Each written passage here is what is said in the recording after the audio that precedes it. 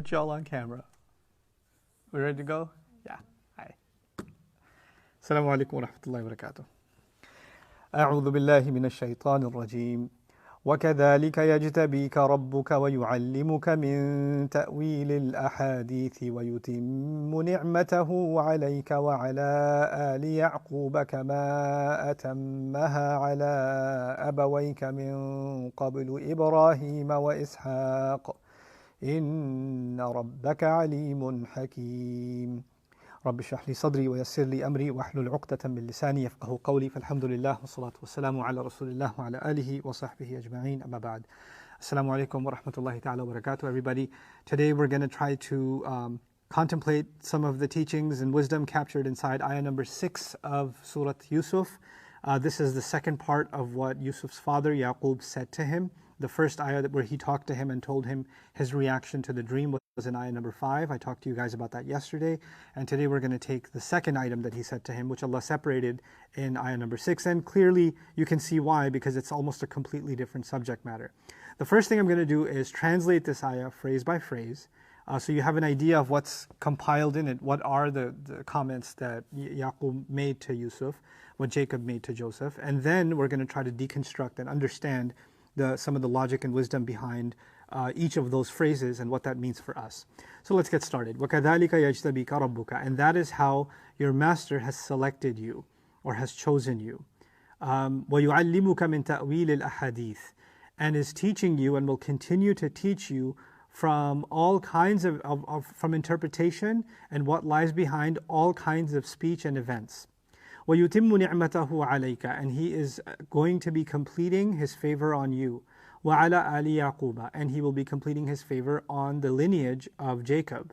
So Jacob is talking, Yaqub is talking, and he's saying Allah will be completing His favor on you and on the lineage of Yaqub. كَمَا أَتَمَّهَا عَلَى أَبَوَيْكَ. Just as He completed that favor, His favor, on both of your fathers, min qablu, from not so long ago, Ibrahim wa Ishaq, Abraham and Isaac, Ibrahim and Ishaq, which means he's referring to his great-grandfather Ibrahim, then his grandfather Ishaq, and then his own father is Yaqub. So father, grandfather, and great-grandfather all got mentioned.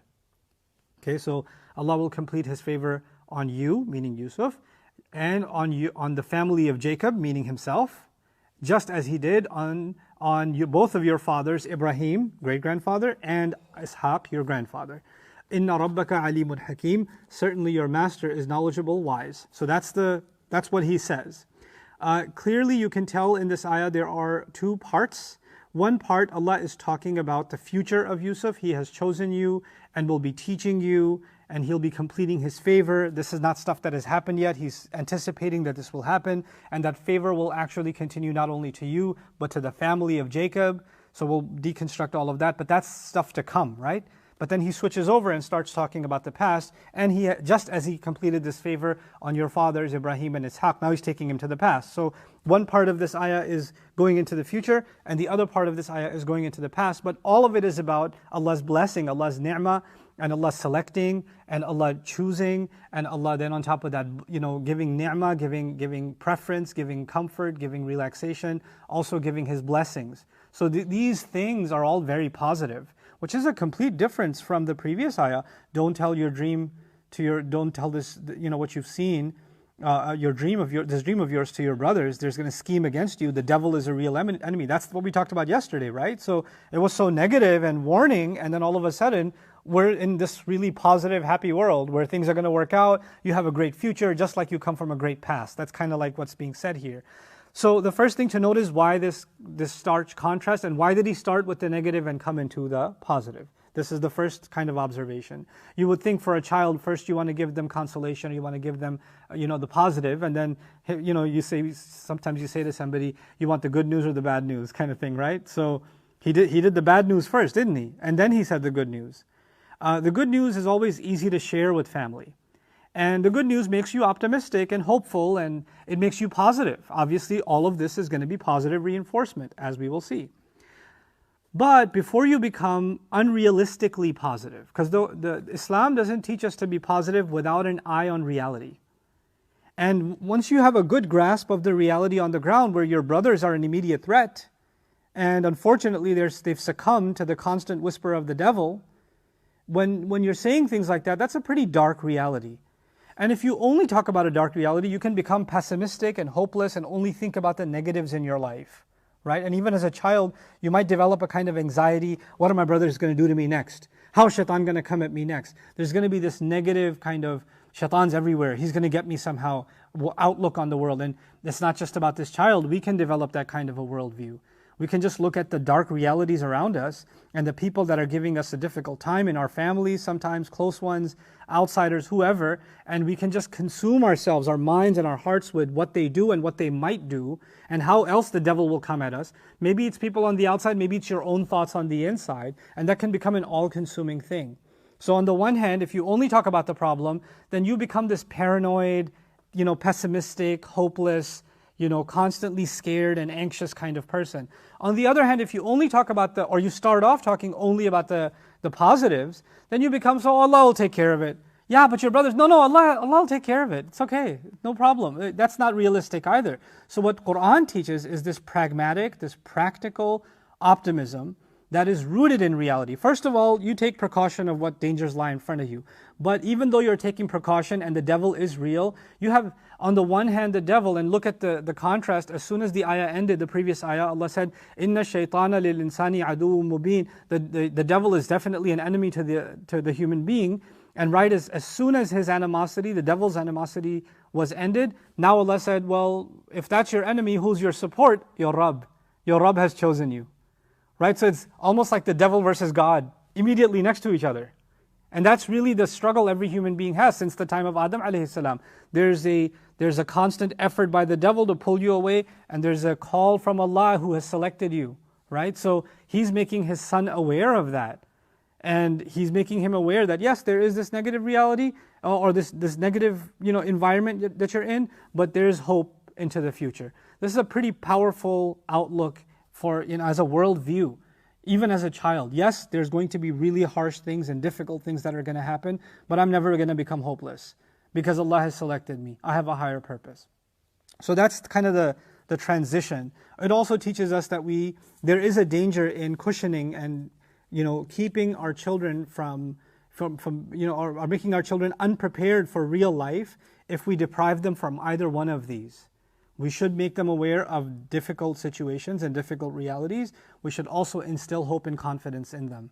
Because if any one of those is missing, then they're not going to be able to have a balanced life. They're not going to be able to deal with life in the way that they should be able to deal. And that can affect their adult life, actually, not just their childhood.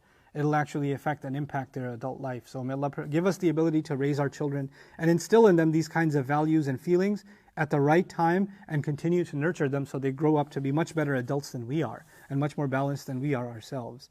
Anyhow, now let's get into the ayah itself. وَكَذَلِكَ. Now I'm going to go phrase by phrase. The first wording of this ayah is وَكَذَلِكَ, and that is how. And that is how. Then he says, يَجْتَبِيكَ رَبُّكَ, your master has chosen you. The first question arises, what do you mean that is how? So that's been answered by the following. What I've read thus far and what I've discussed thus far is, it means by showing you the stream, clearly this is how Allah has chosen you. Listen to this. It seems as if Yaqub, who has these 12 sons, has been keeping an eye on this boy, and he's noticing that this boy has some special qualities that he hasn't seen anywhere. And you can tell, hindsight is 20/20. We know the entire story.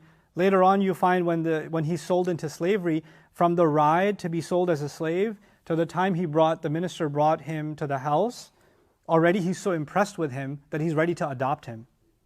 Right? So Yusuf carries himself a certain way that's special. And even a stranger can see that. He didn't just purchase a slave. He purchased someone highly intelligent, with great character. He's very impressed with him to the point where he wants to keep him as his own. Right? And who buys a servant or hires a servant, and the first thing he says to the lady of the house is, "Akrimi mathwahu," honor his housing. Treat him with respect and honor the place you give him. Don't just give him a corner shed. Basically, that's the first thing he says to her. And then he says he could be beneficial to us, or we could take him as our own child.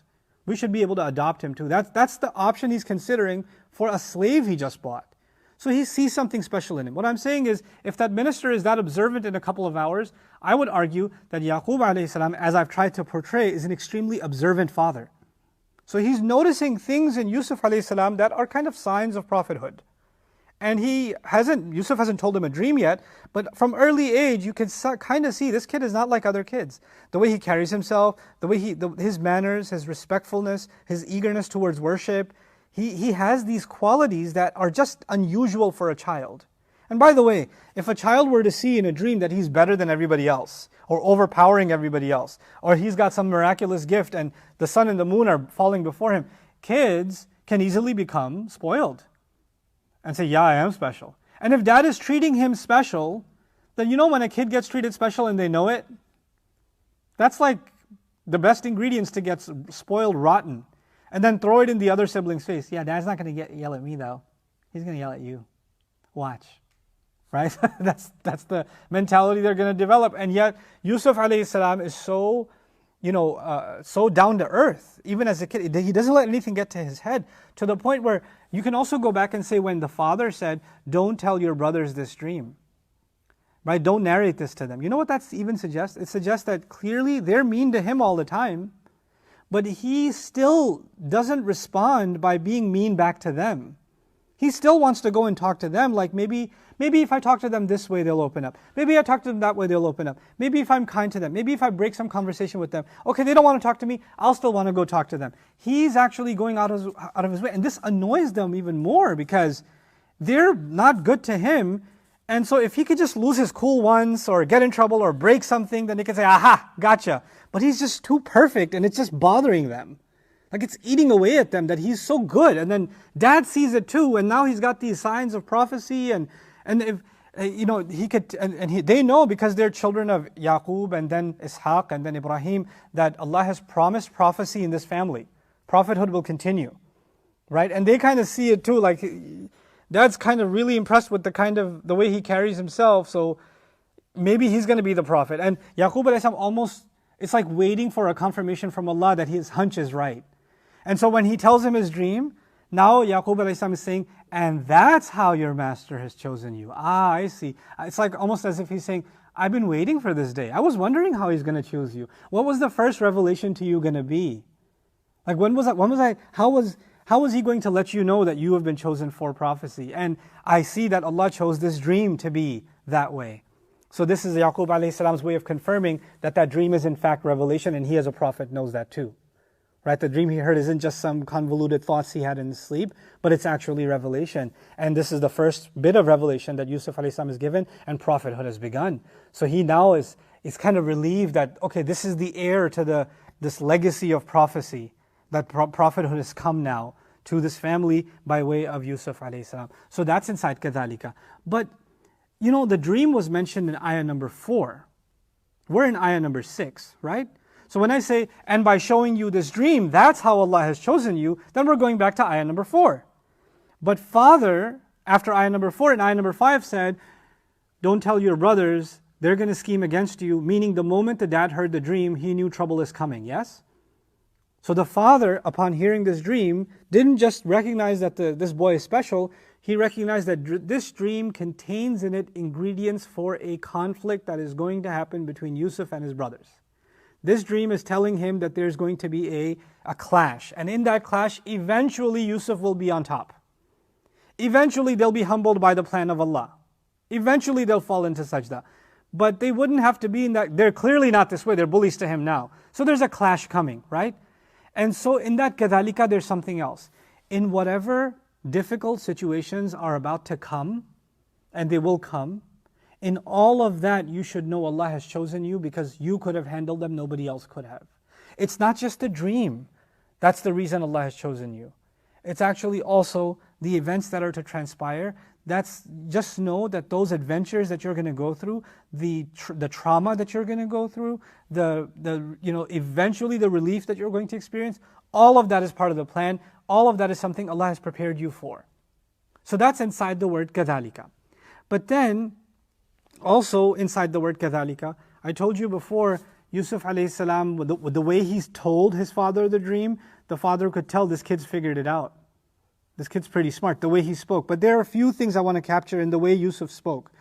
First of all, you can tell Yusuf is analytical alayhi salam, he figured out what the dream means. Second of all, you could tell the way he was speaking the way Yusuf was speaking, that he has a lot of manners in his speech. Like he was hesitant to put the sajda thing too close to the wording, and he was reluctant to put himself in this aggrandized position. So there's a character and mannerism in his speech. What Yaqub is saying is, because of the way you carry yourself, because of the humility you demonstrate, and because of this analytical skill, these things Allah has given you, and these skills are such that I know this is why Allah has chosen you of this family to have the gift of prophecy. And that's when we get to the words يَجْتَبِيكَ رَبُّكَ. Your master has selected you. And the Arabic language has several words for selection. And three of them that I'd like you to just kind of be introduced to are ikhtiyar, istifa, and ijtiba. So ikhtiyar comes from khayr. Khayr means good. Ikhtiyar, from it comes the word istikhara, like the istikhara prayer, right? So istikhara means to pray for the better choice. Istikhara has the word khayr in it. Khayr means what is good, right? So to try to choose something that is good or something better.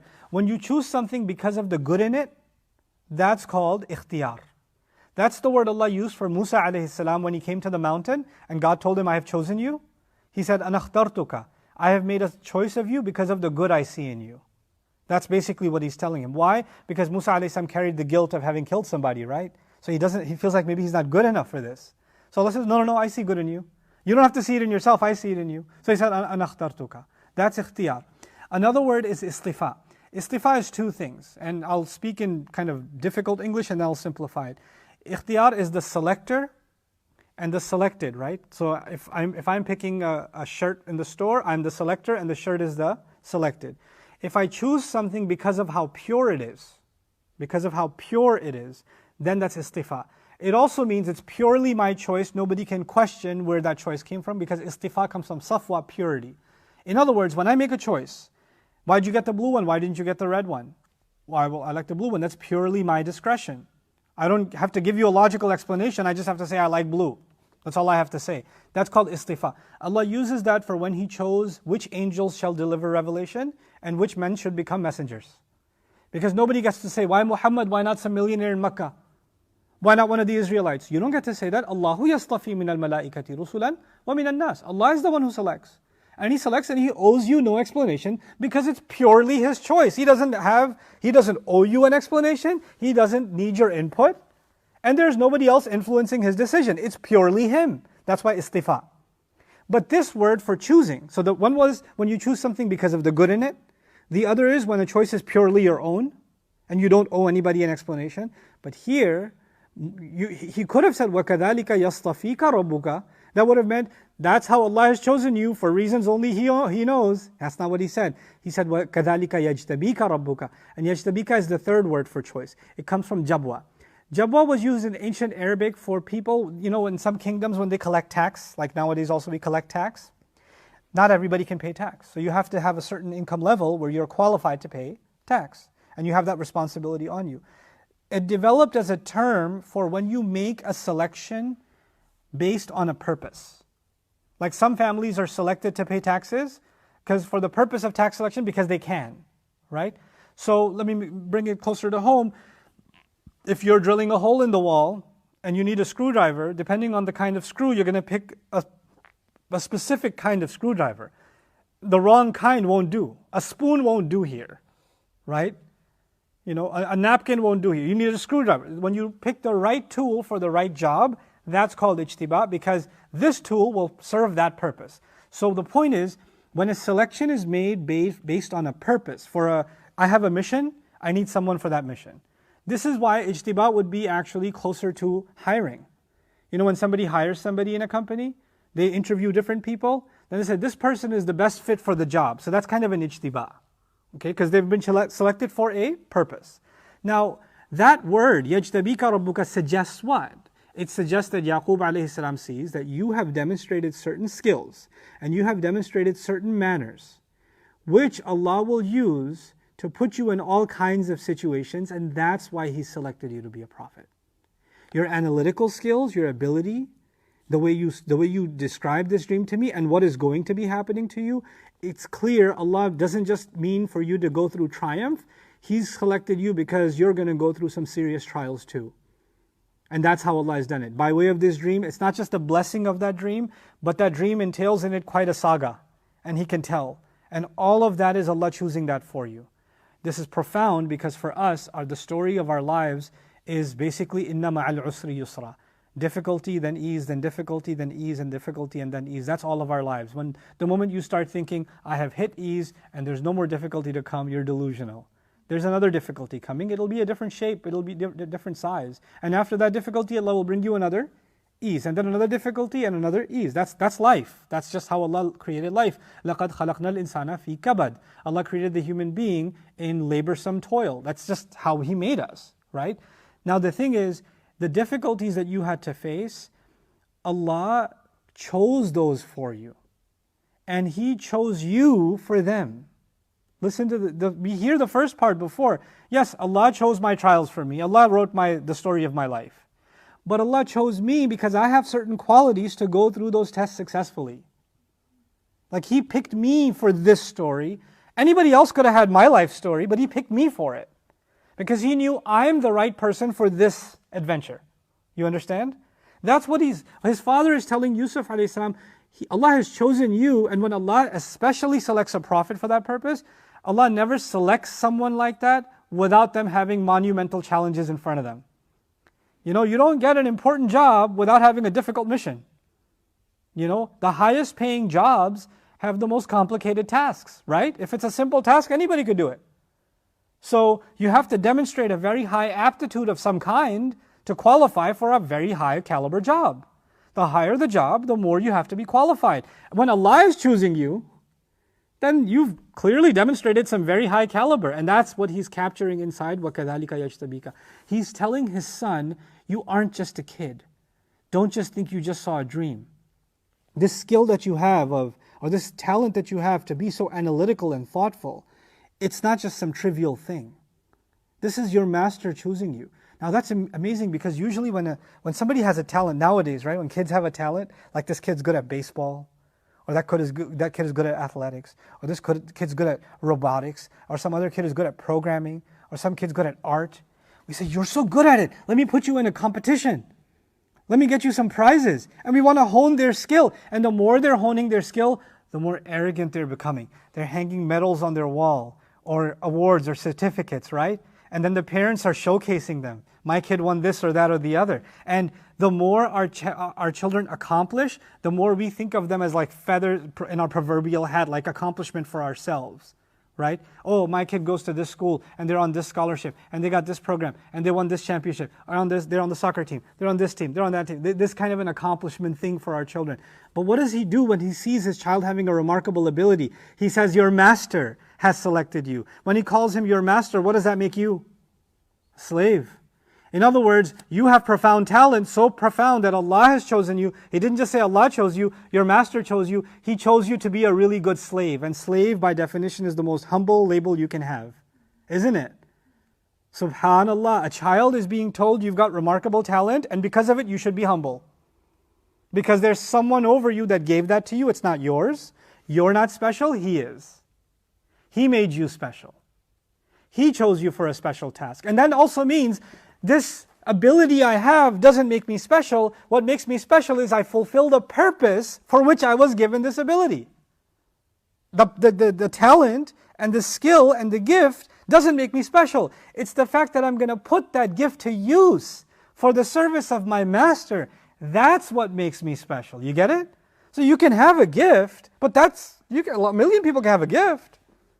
I could tell you a story for myself. Now, I won't put anybody down individually, but I could tell you something I learned being an employer. I've been an employee and I've been an employer. And when I've been an employer, I've met some very talented people, extremely talented.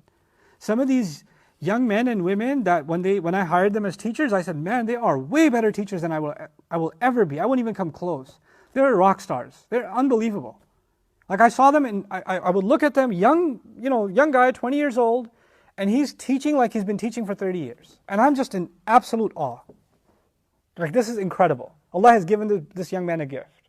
But can't show up on time, can't respond to emails, can't grade students' exams properly, can't take care of any responsibilities, can't say, when he says yes, doesn't mean yes. When he says inshallah, means most likely not.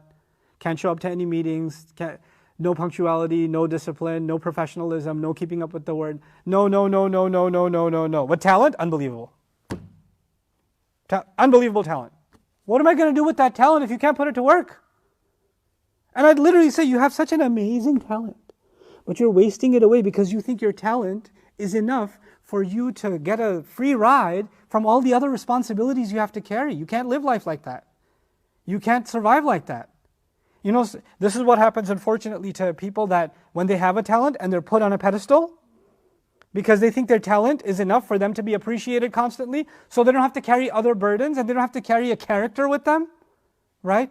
And that's because they start thinking, I am so special, I can get away with anything, and I can be a brat. And that's why you find in modern culture, let's leave Islam for a second, when young kids become celebrity musicians, actors, you see how horribly rotten and spoiled they are? Like what terrible examples of actual human beings they become? Because they've been put on this pedestal with no ounce of humility coming from anywhere. Like there's no access to this creature called humility. That if that was a bacteria, it's been pulled out of their system. But what is this father doing when he sees this remarkable talent of prophet? And by the way, I mean, you hardly get a higher position than being the minister of Egypt, in charge of feeding the entire nation. That's a pretty high position. And يَجْتَبِيكَ رَبُّكَ, your master has selected you. It's amazing that on the one hand you've been validated, and on the other hand you've also been humbled. But the most beautiful part of this is the father didn't humble him. He's telling him the one to humble you will be who? Your Rabb. Because for some people they say, I have to humble my children by putting them down, like you're acting in the place of the Rabb. You cannot humble anyone. If they don't recognize that their Rabb is the one humbling them, you have failed, because a time will come when they say, I don't need to be humble to you, you're old, you're retired, you have arthritis, you can't beat me with that belt anymore. You can't yell at me anymore. You live off of my paycheck. They'll talk back to you. That day can come. But the amazing thing here is Yaqub alayhi salam is giving him a life lesson whether Yaqub is around or not. Look, I may not be there to humble you, to keep you in check, but your Rabb will always be there. وَكَذَلِكَ يَجْتَبِيكَ رَبُّكَ. What a profound teaching. And you have to understand, Yusuf alayhi salam's story is so important for parents, because here's a child who is going to be in a non-Muslim environment with no parental supervision for most of his youth. No, for all of his youth, sorry. No parental supervision.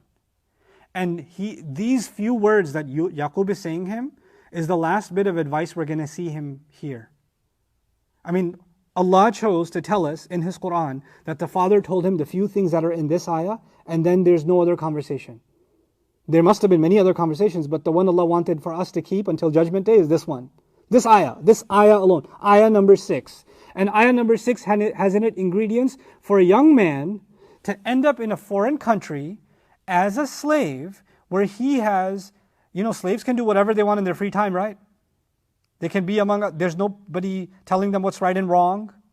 So long as they do the master's groceries and clean the lawn or whatever, then they got to do whatever they got to do.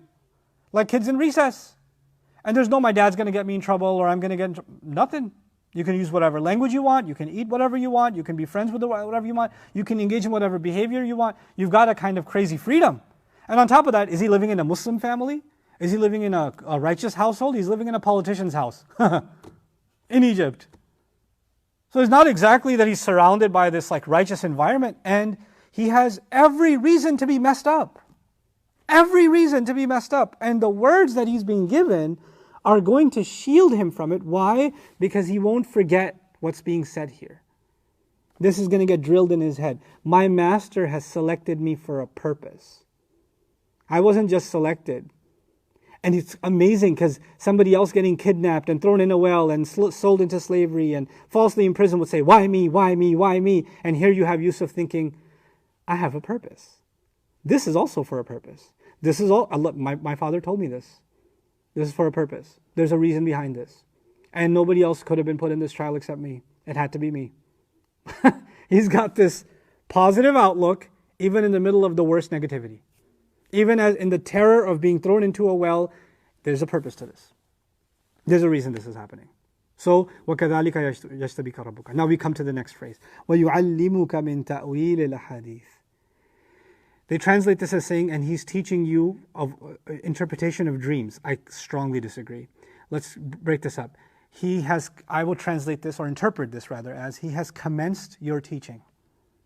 Your teaching from Allah has now begun. I can see that Allah has started the lessons. Lesson 1, you can tell this dream isn't just about the stars and the sun and the moon. It's about your own family. You can tell. What exactly this means, you don't know yet. But you can tell that this is something coming. And it has to do with the family. So the fact that you can see even that much means your teaching from Allah has already begun. If he knew everything to know about this dream, he wouldn't even come to the dad. But the fact that he came to the dad, he does need some counsel, right? Now, Yaqub alayhi salam is telling him that this teaching has started, but it's not ended. It's an ongoing thing. And teaching, as opposed to informing, is very different. When you say yunabbi'uka, he informs you. Yumbi'uka, yukhbiruka, he informs you. Yuhdithuka, he informs you. Those are words for immediate. If I inform you of something right now, it's done. But teaching you takes time. Teaching you takes practice and exercise and rigor, doesn't it? So Allah is telling, through the tongue of Yaqub alayhi salam, He's telling Yusuf alayhi salam, Allah has a plan to teach you a lot. And teaching means you're going to be in different learning environments. And eventually, He will teach you even what this dream means in whole. That's at the end of the surah, isn't it? But a lot of people assume when they read this ayah, Allah has chosen you for this dream and He'll teach you eventually what it means. Meaning when it comes to pass, at the end. But He didn't say here, ahlam or ar-ru'a. He said, وَيُعَلِّمُكَ مِن تَأْوِيلِ الْأَحَادِيثِ. Listen to this carefully now. He will teach you from the interpretation of all kinds of speech. All kinds of speech. I thought the conversation wasn't about speech. It was about what? A dream. But the word dream is gone now. The word dream has been left behind. A hadith has taken its place. Al-ahadith in Arabic means conversations, communications. Actually, a hadith comes from hadath, which means an event. And it can mean an event which leads to conversations. Hadith also means new or modern, meaning new things that are said that were not said before. New things, new events that are experienced that were not experienced before. So a hadith is a loaded term. What Yaqub alayhi salam is telling Yusuf is that I can see that Allah has a plan for you to be able to interpret all kinds, different kinds of speech. You're going to be put in very different kinds of environments where you're going to hear very, very different kinds of speech. You're going to be exposed to very different worlds. And each one of those worlds will have their own new kind of speech. And you'll be able to figure out how people work and how they communicate and what they mean and what is behind. There's something they say, but you will be able to tell what is behind it. And that's the word ta'wil. Ta'wil means not just what someone's saying, what is behind it. Ya'ul, what does it result in? Or what does it come from originally? What's the original thought process behind what you're saying? You're saying one thing, but I could see where your mind was working 10 steps behind this that led you to say these words. You have that talent. You don't just hear words, you hear what is behind that and behind that and behind that and where it all started. You don't just see the tree, you see the root deep inside the ground. That's your talent. وَيُعَلِّمُكَ مِن تَأْوِيلِ الْأَحَادِيثِ. Now I'm going to jump ahead because again, hindsight is 20/20. We know the whole story. You know when he came into the master's house in Egypt? And the husband said, take care of him, give him good housing. Remember that part? I referred to it today. Immediately after that, you know what Allah said? كَذَلِكَ مَكَّنَّا لِيُوسُفَ وَلِنُعَلِّمَهُ مِن تَأْوِيلِ الْأَحَادِيثِ. That is how we settled Yusuf in the land so we could teach him interpretation of all kinds of speech. That exact phrase that the father told him, Allah said, and that's how we made that happen for him the moment he got settled in the house of the Egyptian minister. Now think about this. When he's in the house of an Egyptian minister, what role does he play? Servant, right? Servant. And the Bible tells us that he became the most trusted servant. The master would leave the keys to the house with him. Okay, now, if he's in that house, he's in the house cleaning the kitchen, he can hear the politician's wife lady, and her friends come over, and he knows what rich, wealthy women talk about, and what kind of character they have, and what kind of life they live, and what kind of things are important to them. He knows that world. Does the farmer know that world? Does the outside market person know that world? He knows that world on the inside. We hear about the politicians in the news. He doesn't hear about them in the news. He sees what they're like and their families are like when the cameras are off. He doesn't know the press conference. He knows what's happening behind the press conference. And then when he hears the press conference, oh, this is what they're saying, but this is what's behind it.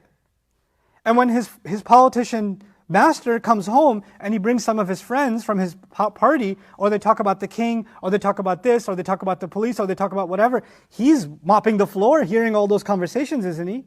And he sees what they're like in private, how they plan, how they design, how they think about the economy, what they think about the poor, what they think about the rich, what they think about the government, what they think about foreign countries. He is hearing international relations, he's hearing politics, economics, sociology, psychology. He's hearing all of this from this world that nobody has access to.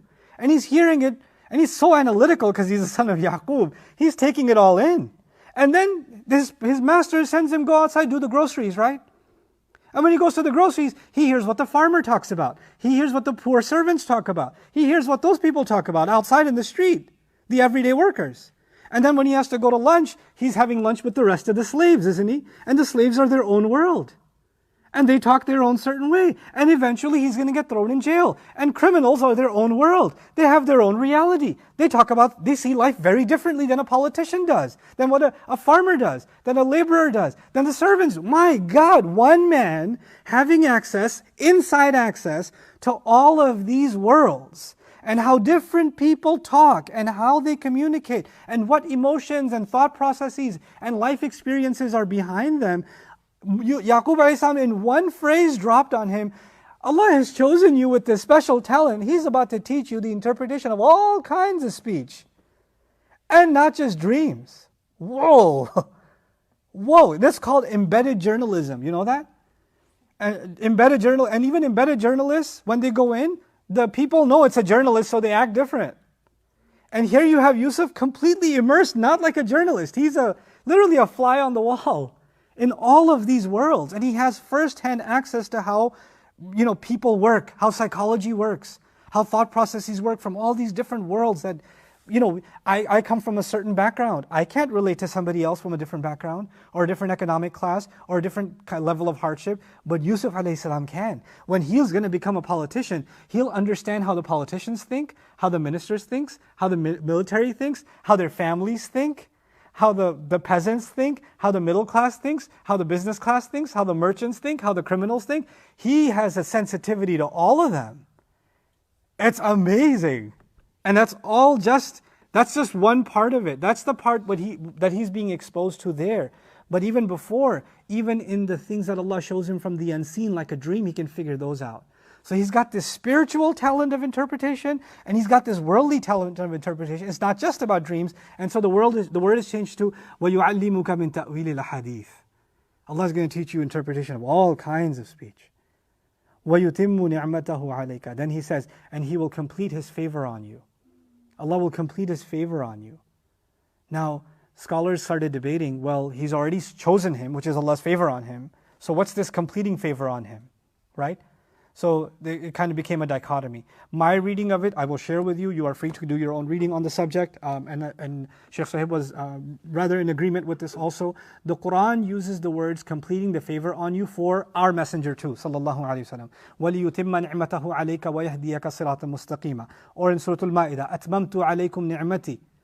وَرَضِيتُ لَكُمُ الْإِسْلَامَ دِينًا. When the revelation was completed, Quran was completed, Allah said, I have completed my favor upon you.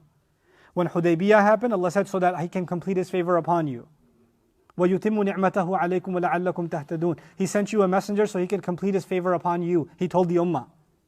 What does that mean? That means that this is a little bit of a loaded concept, so I need you to refresh your brains so you really understand what I'm getting at here. When Allah talks about favor or blessings, there are two kinds. So think of them as two cups, okay? Two kinds of blessings. One kind of blessing is the spiritual blessing of your faith. Yes? You can have a good situation or a bad situation, you still have the blessing of your faith.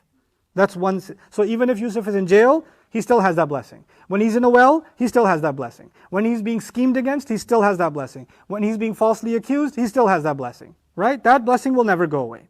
So that's the spiritual blessing. That's the blessing of faith. The other blessing is the blessing of having an easier life where your faith is not being put to the test. Okay, so when comfort comes, that's also a blessing. When sickness goes away, that's also a blessing. When you find a job, that's also a blessing. When you reunite with your family, that's also a blessing. So there's the worldly blessings and there are spiritual blessings, yes? And we want both. We want the best of this world, and we want the best of the next world. Now, when Allah uses His blessing, when He used the phrase, His blessing, He's referring to the spiritual and combined with the worldly. When He tells His Prophet ﷺ, I have completed my favor on you. You know what that means? The spiritual blessing is completed, the Quran is going to be completed now in Revelation, and all the obstacles you had, all the enemies you had, have all been what? Defeated. All the challenges that were hurting you are defeated. The state of fear is gone, the anxiety is gone, the scheming is gone, all of that's done now. Because Allah has now done what? Completed His favor. Now, what's interesting, here's what's really beautiful. And we come back to Surah Yusuf for this. When Allah told His Prophet that He has completed His favor, or that He will complete His favor, that was all in Medina. The phrase told to Rasulullah ﷺ that Allah will complete His favor. Now what favor? Spiritual and worldly, yes? When did He tell him this? In what city? Medina. But Surah Yusuf was given to the Prophet ﷺ in when? Mecca. So when the Muslims, including the Prophet ﷺ, heard, and He will complete His favor upon you, that wasn't the first time they were hearing those words. They had already heard those words on the tongue of Yaqub in Surah Yusuf. And in Surah Yusuf, how did that play out? He held on to the spiritual blessing through all the trials. And eventually, Allah also gave him the material, the worldly blessing of the reunification of his family, the exoneration of his name, and now the kingdom and dominion lied under him. So it's almost as though when Allah, and if you think about what happened with Rasulullah ﷺ, through all those trials, he holds on to the spiritual blessing, but at the end of his career, he is reunited with his brethren who make tawbah and accept Islam, and the state of fear is gone, and dominion is under him, much like Yusuf alayhi salam. Isn't it? So actually, even in the phrase, يُتِمُّ نِعْمَتَهُ عَلَيْكَ, in the story of Yusuf, it was almost a foreshadowing, deliberately, for what's coming for Rasulullah ﷺ, because that exact phrase got used for the Messenger sallallahu alaihi wasallam. And that helps us understand what was meant by it. What was meant by it, eventually you'll have triumph, not just of the spiritual kind, but also of the worldly kind. And that's how Allah will complete His favor on you. But in order to get to that triumph, you have to go through a lot of trials. And Allah doesn't just give you triumph without going through a lot of difficulty. Right? So, وَيُتِمُّ, and by the way, just you having to interpret all kinds of speech and what's behind it, you can't be in a sheltered environment to do that. Right? You'd have to be in difficult environments to hear all kinds of speech, and then comes the triumph.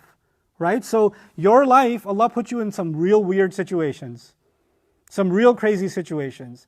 And you were able to understand things about life that you didn't understand before.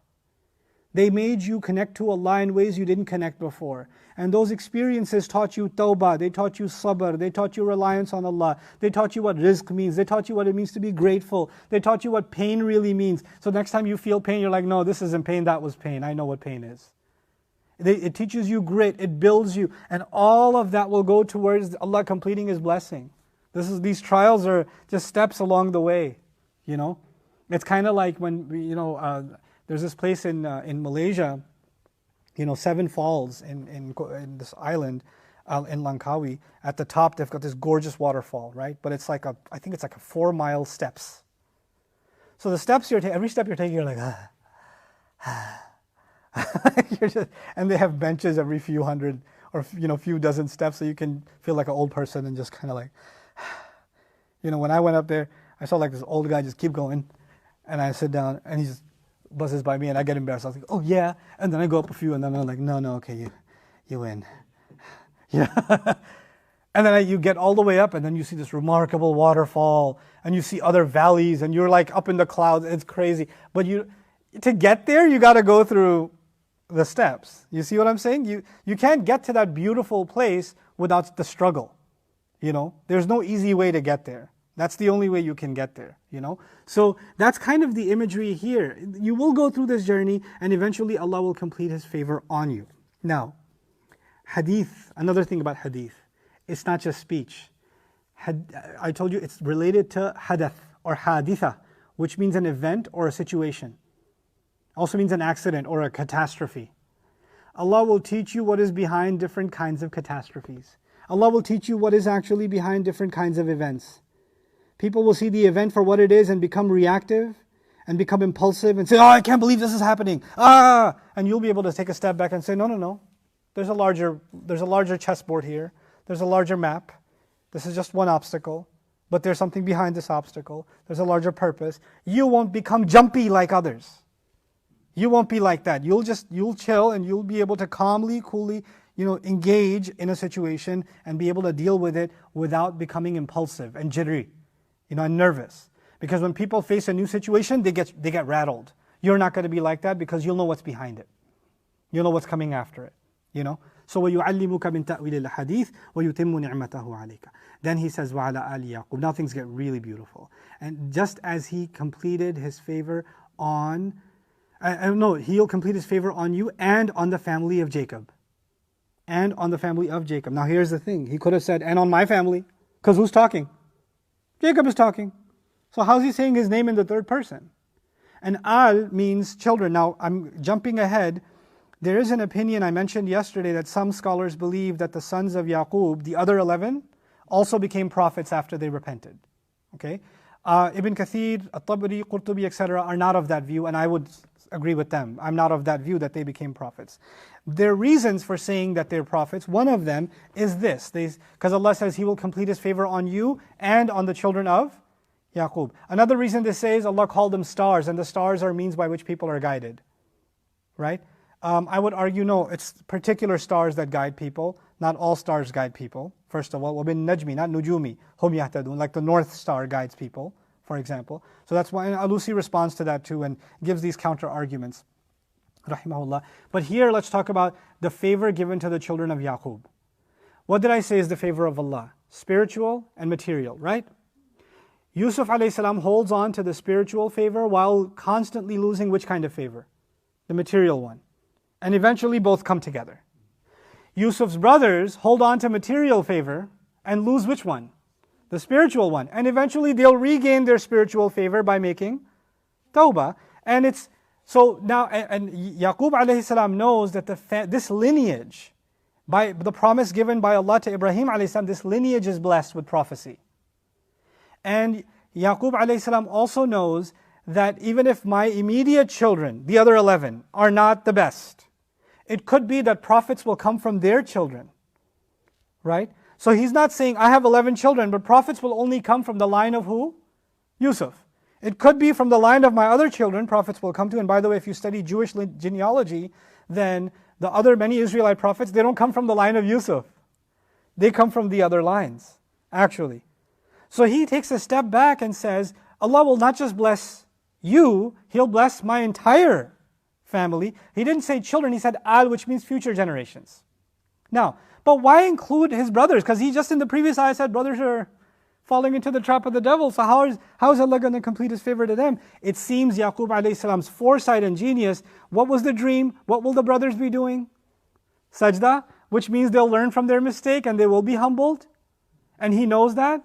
So maybe through you they will learn humility. Maybe they're not able to find humility right now and they're fallen into the trap of the devil, but Allah has created a plan for them to come back to Allah and humble themselves. And it is only after you humble yourself that the doors of blessings open.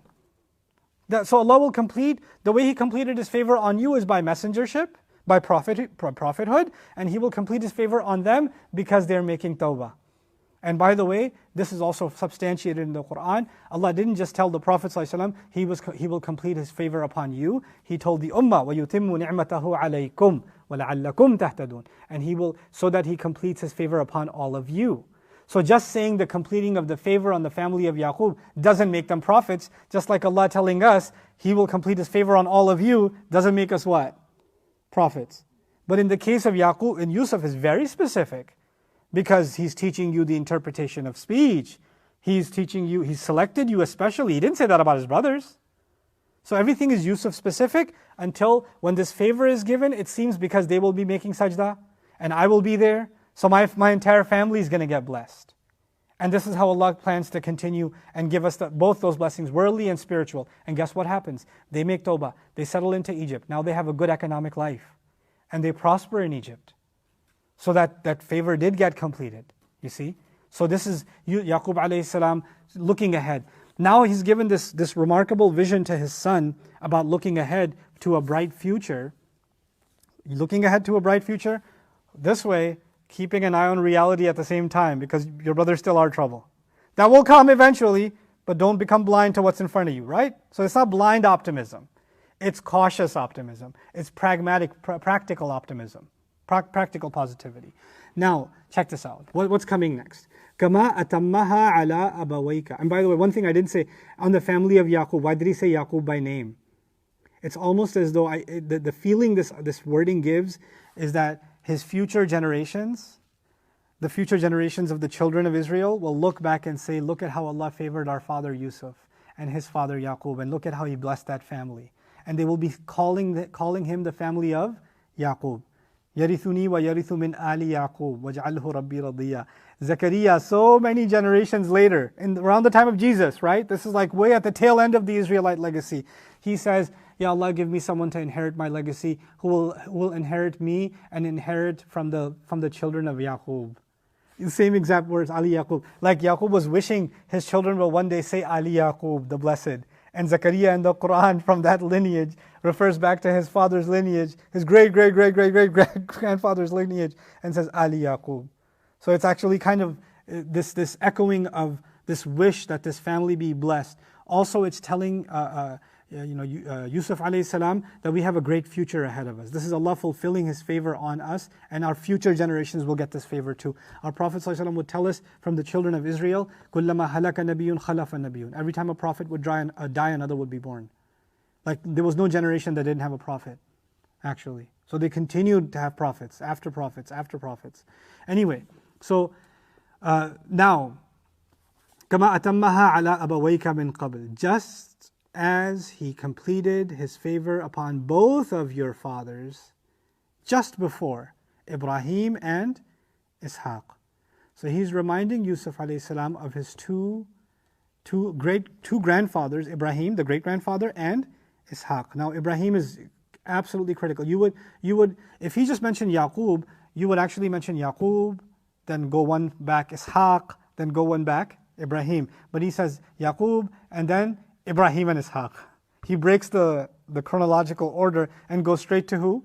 Ibrahim alayhi salam. And this is because of the importance and the centrality of Ibrahim alayhi salam. What is Ibrahim alayhi salam's legacy?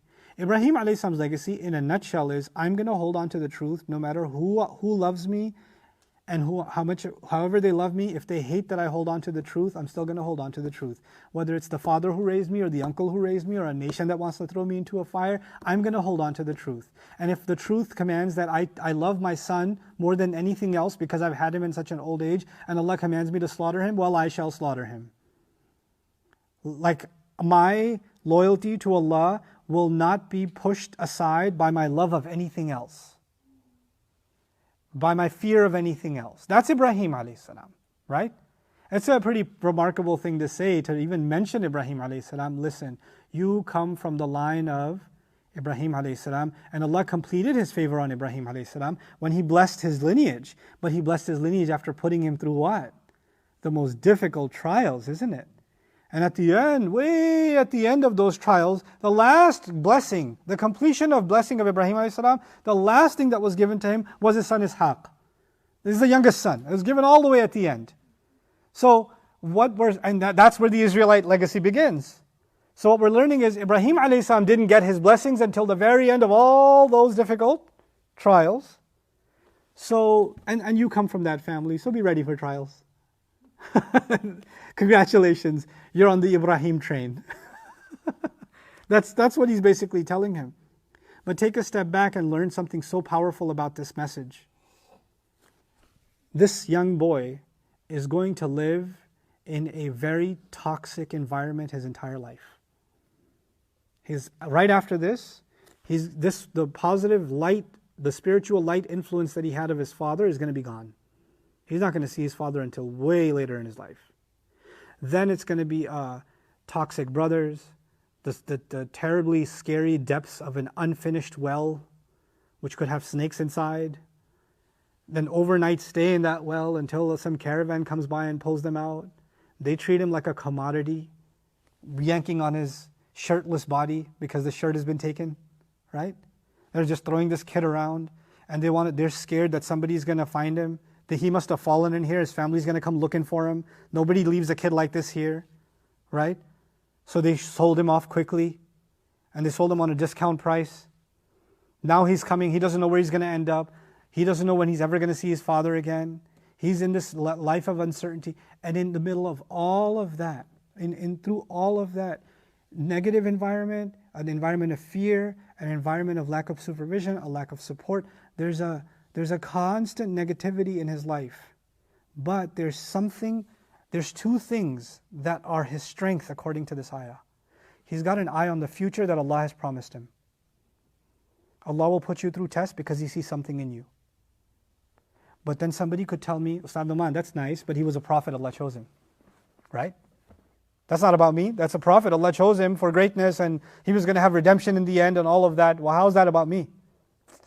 Surah Al-Hajj, Surah number 22, at the end. Guess what Allah says to every Muslim? Every Muslim. Huwa ijtabakum. He, same word, yajtabika, selected you because of a purpose in you. He selected all of y'all. وَمَا جَعَلَ عَلَيْكُمْ فِي الدِّينِ مِنْ حَرَجٍ. And in the religion, He didn't put any discomfort for you.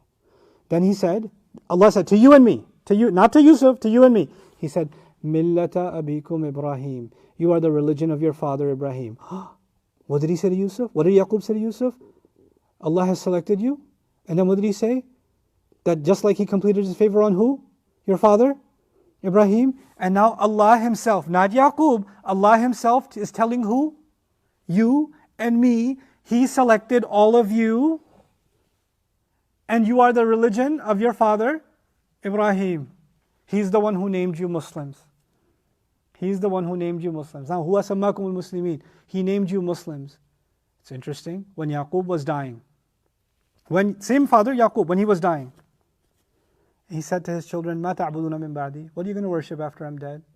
They said, قَالُوا نَعْبُدُ إِلَهَكَ وَإِلَهَ أَبَائِكَ إِبْرَاهِيمَ وَإِسْمَعِيلَ إِسْحَاقَ إِلَهٌ وَاحِدٌ وَنَحْنُ لَهُ مُسْلِمُونَ. The children of Israel told his father, we're only going to be Muslim to Allah. We're only going to worship the Father. The God of you and the God of your fathers, Ibrahim, Ismail, Ishaq. And we're only Muslim. And Allah said in that ayah, He chose you and He named you what? Muslim. You see a parallel? Allah has chosen. Allah has given you something. He would not have brought you to the blessing of Islam if He didn't see something in you. He would not have brought Yusuf a.s. in through all these trials if he did not see something in him that brings him to Allah's service. And so He says to him, I said two things are going to anchor Yusuf in any difficulty. Number one, Allah has chosen me for a higher purpose. No matter what I'm going through, it's like this. I'm going to give you an analogy so you don't forget this. You're climbing a mountain and you've got a rope, right? You can only climb as high as you threw your rope. If your rope went up 2 feet, all you're going to climb is what? 2 feet, because you can't go anymore. If your rope is 100 feet, you're going to climb up 100 feet. Now this rope is all the way to Allah. And we're climbing. And wherever we're stuck, we can't say we can't go anymore because there's still more rope. There's still more rope. There's still more rope. And you hold on to this rope and you're going to keep on what? Ascending. You're going to keep on climbing. Where you set your rope is going to determine where your eyes are. Eyes on the prize. If your rope was set I just want to get over this problem, that's all I want. I just want to be happy. You could get to the next rock and sit down and be happy for 5 minutes. Then what? Then what? But this is a constant life of struggle because you got to keep ascending up. That's one thing that's going to keep him going. What am I telling you? Every young man and woman that is going to live in a hostile environment to their faith. First of all, the world is hostile to your worldly experience anyway. Whether you're Muslim or non-Muslim, you're going to have money problems, health problems, family problems, social problems, anxiety, self-confidence issues. You name it, you're going to have it. Congratulations, that's planet Earth. You don't have to be Muslim for that. But alongside of all of that, there are going to be things that are going to pull away at your faith, aren't they? But if you have a vision that Allah has chosen you, and despite all of your weaknesses and all of your shortcomings and all the things people tell you you're not good at, there's something in you that is so good that Allah decided to give you La ilaha illallah. Because that's not a cheap gift to give somebody. The fact that He gave you that means you have a purpose, and through all of these hurdles inside your head, inside your heart, or outside in your life, you're going to climb over them and keep on climbing and climbing and climbing. That's one thing that keeps someone going in their faith, no matter what they're surrounded by. No matter what they're surrounded by. And I've experienced some of this.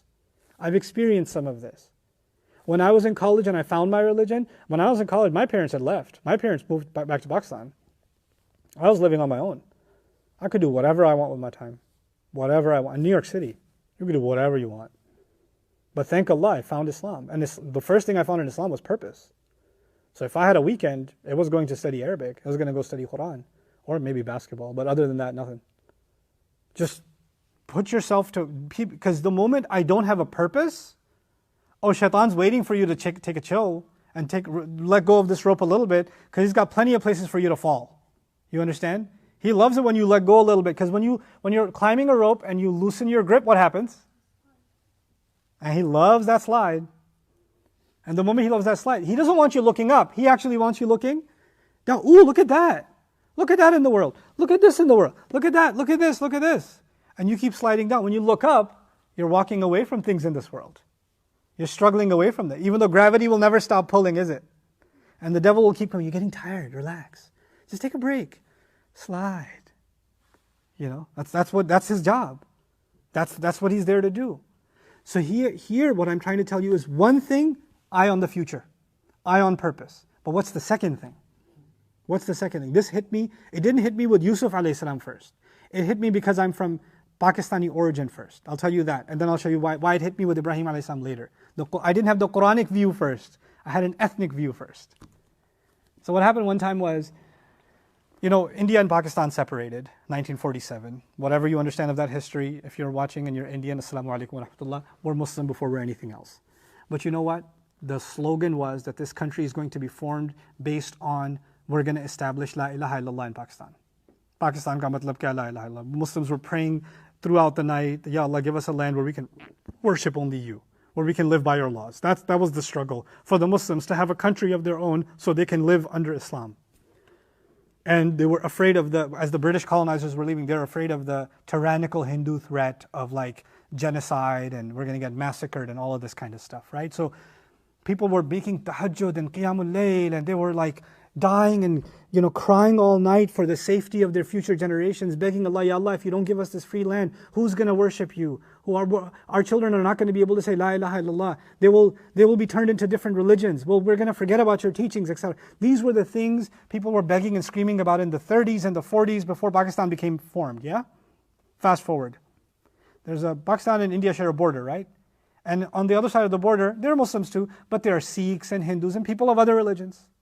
And just across the border, there's a wedding happening in some Hindu family, right? There's a wedding happening and they've got a party. And there's a Sikh family and they have a wedding happening. And on this side of the border, in a Pakistani Muslim family, there's a wedding happening of a Muslim family. But if you saw video footage today of the celebration of the Muslim family having their wedding party and what they're doing to celebrate the wedding, and then you switched over to the Hindu family and you saw footage on Instagram or on Snapchat of the wedding party that's being held by the Hindu family or the Sikh family. And what's going on? I don't have to describe to you what's going on, y'all. You know. You tell me if you can tell the difference. And then you tell me these people that are acting the way they are, their father's father was on the other side of that border begging Allah, my children will say La ilaha illallah one day, we don't want to be like them. Yes or no? Yes or no? They were dying for you to be able to say La ilaha illallah, isn't it? Doesn't it put you to shame to think that just 2 generations ago, 3 generations ago, people were in tears before their Rabb so you could pray. You could have the freedom to pray and not worry that somebody will come with a machete behind your head. So you can just pray. And now you go to this country and you walk into a masjid after the adhan. And what do you find? And who does that put? You know what? When I heard that the first time, Dr. Asar Ahmed used to say things like this. When I heard that the first time, I got this sense of I belong to a heritage. I belong to people that prayed that I would be Muslim, that I would hold on to this identity. They gave their lives for it. They bled for it. They got burned alive for it. And I'm just going to think that prayer is a burden? Or like if it wasn't even my sense of loyalty. When you look ahead, you're looking at Allah. He's the one who's chosen you. When you're looking back, when you're looking down, you're not looking at the world. You're looking at the past and the people behind you whose sacrifices brought you here. And you should be ashamed that you're not, or I should be ashamed. Forget you. You don't have to be ashamed. I'll be ashamed. I have to be ashamed that I'm spitting at their legacy. That I don't care that they went through that, so one day I could be a person of La ilaha illallah. But this is from an ethnic point of view. Then I became a student of the Quran. And when I studied the Quran, my blood ethnicity is less important. And my spiritual ethnicity is my father is Ibrahim. My father, Allah calls him my father. The religion of your father, Ibrahim. And Ibrahim alayhi salam, his legacy gives me an identity. This religion is the religion of Ibrahim. A man, it doesn't matter if anybody's supporting my religion or not. It doesn't matter if people like what I believe or not. It doesn't matter if they're willing to burn me alive for what I believe or not. I'm not letting go of this because my father didn't let go of it. I have to be loyal to my father. That's what I'm going to do. Our entire Prophet's life, sallallahu alaihi wasallam, is restoring the house built by his father, the Kaaba. What is Yusuf alayhi salam being given as an anchor to his identity? You know, if you know they say nowadays, you don't know where you're going if you don't know where you came from. Right? You got to know your roots. You got to have deep roots. What are our deep roots? Our deep roots are Ibrahim. Our roots are Ibrahim alayhi salam. He has given his son two things. Look ahead to where your purpose set by Allah, and look back to the one who fulfilled that purpose, whose legacy you are to be loyal to, which is who? Your own father, Ibrahim alayhi salam. Ibrahim wa Ishaq. These two things, if we can give to our kids, then they can go to a college where people are smoking weed and drinking alcohol, and they're taking cocaine, and they're going to parties, and they're having questions about their sexual identity, and they're not sure whether they're male, female, or anything in between, whatever pronoun they want to use. The people are all kinds of confusion, and they don't know which direction they want to go into. But there you have a young man or a young woman who's got a rope. It only goes in one direction. And when they look back, they don't look back at the world, and they don't look back at others to find an example in them. They look back at their father Ibrahim alayhi salam, and they find strength and they keep going. Either they're looking ahead in the right way, or they're looking back in the right way, and they can go through anything. Any office environment, any college environment, any school environment, any work environment, you name it, they can do it. They don't need nobody around. They could be like Yusuf alayhi salam in a jail and carry it. Because they have both of those. This is what his father gave him in just one ayah. This is what Allah captured in just one ayah. What is it? What is the sense of identity? We say Muslims have an identity crisis. This is the ayah of identity crisis. If anybody could have had an identity crisis, it could have been Yusuf alayhi salam. Nowadays, he could have come to somebody like Yusuf alayhi salam could have come to a therapist and say, yeah, I don't know, my dad, I got separated from him when I was little, and I just been in a tough life, and that's why I switched to crime, and I this, that, or the other, and I lived with a politician, he was super corrupt, so what do you expect me to learn? And then I was in jail. I didn't even do anything, and I was in jail, so I don't like the system, so I try to break the system wherever I can. I hate people. He could have justified it by his life story, right? Trauma, that's why I messed up. He could have said it. But something kept him from breaking. And it's not just prophethood. It's two things. What I'm describing here. What this ayah is describing here. And at the end of it all, as remarkable as your past is, and as remarkable as your future is, what does the ayah end with? Inna rabbaka alimun hakim. And no matter how much you know, that you have talent, that you can figure things out, and no matter how much wisdom you will acquire from interpreting all that speech, remember one thing, son. It is no doubt your master that knows everything, that has all the wisdom. Whatever knowledge you get, whatever wisdom you get, is only drops that your master is dropping on you. Can you imagine the irony if you cooked a plate of food for your child and you put the food in front of them and they say, wow, I can't believe this is delicious. I'm so proud of myself for making it. And you'd be like, I just put that food on your plate. What do you mean you made it? You would think that's ridiculous, right? But human beings, when they acquire knowledge, when they acquire wisdom, when they acquire accomplishments, immediately what do they start doing? Man, I'm really smart. I figured out a lot. Like I know a lot, like even Arabic and stuff. Really, you know Arabic. You figured out a lot. Inna rabbaka alimun hakim. The smartest of people, the wisest of people, prophets are being told, knowledge and wisdom are the property of who? Your Rabb. You're just a slave. And a slave will be given whatever drops the master gives. The ayah began with humility, and the ayah ends also with humility to your Rabb. He's the one who chose you, He's the one who has knowledge and wisdom. And whatever you've been given has been given to you by your Rabb, you remain a slave. And no matter what a great future you have, you will remain humble to your Rabb. And whatever great past you come from will make you proud. I'm from the family of Ibrahim. No, you'll still be a servant to your Rabb, Alimun Hakim. Beginning and ending is humility. And in between is the future and the past. What an incredible ayah. What an incredible ayah. And this ayah shapes basically the entire narrative of the life of Yusuf alayhi salam. His entire life is shaped by this reality. You'll see it come over and over and over again. Whatever situation he finds himself, you'll find this to be the anchor. You know? Yes, he was, the first thing was immediate problem. And now as I leave you guys, you know, the last thing I'll tell you is two things actually, reminding you what Rabb means. Rabb means nurturing master. Al-Murabbi wal-Mun'im wal-Sayyid wal-Qayyim. Easy English, nurturing master. Who's going to be nurturing you when times are good? Who's going to be nurturing you when times are tough? Who will nurture you with knowledge and wisdom? Who will nurture you with the right course of action? Who will nurture you with the strength to stay away from the wrong? That's going to be your master. Your parents can only nurture you so much. Your father can only protect you so much. Your environment can only protect you so much. At the end of the day, it's just going to be you and your Rabb. That's it. You will come to times in your life where there's going to be nobody that can save you. Only your Rabb can save you. He will put you in those positions. That's one. The second, then the final thing I want to share with you is the timeline. Look at there are only 3 states of time: present, or past, present, and future, right? But look at this. Don't tell your dream to your brothers. Present situation. Allah has a great future for you. Future. Just like He has completed His favor on your fathers. Past.